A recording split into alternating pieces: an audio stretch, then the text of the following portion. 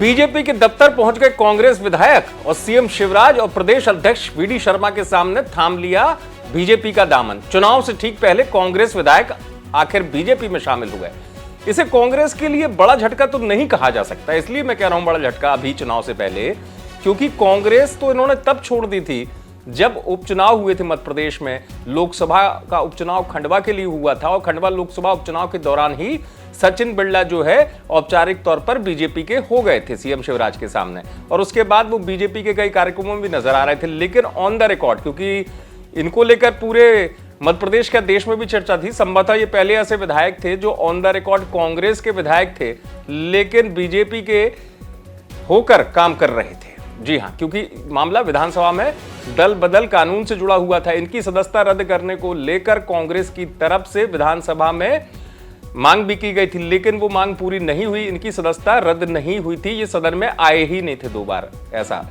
अब ऐसी स्थिति में जब चुनाव होना है, बीजेपी के खेमे में औपचारिक तौर पर सचिन बिरला शामिल हो गए हैं, बड़वा से विधायक हैं। 2018 में कांग्रेस के टिकट पर चुनाव जीता था और विधायक बने थे सचिन बिरला।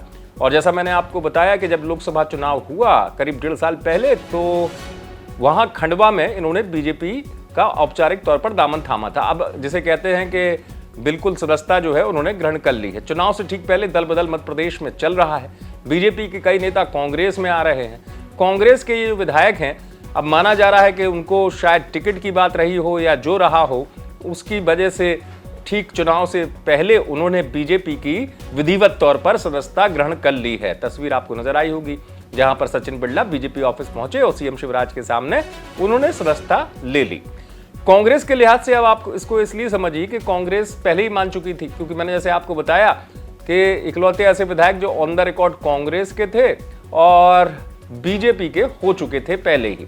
अब ऐसी स्थिति में चुनाव से पहले समीकरण पर क्या असर पड़ेगा, खासतौर से खरगोन में, ये देखना होगा, क्योंकि अब इन्होंने बीजेपी को पूरी तरीके से ज्वाइन कर लिया है।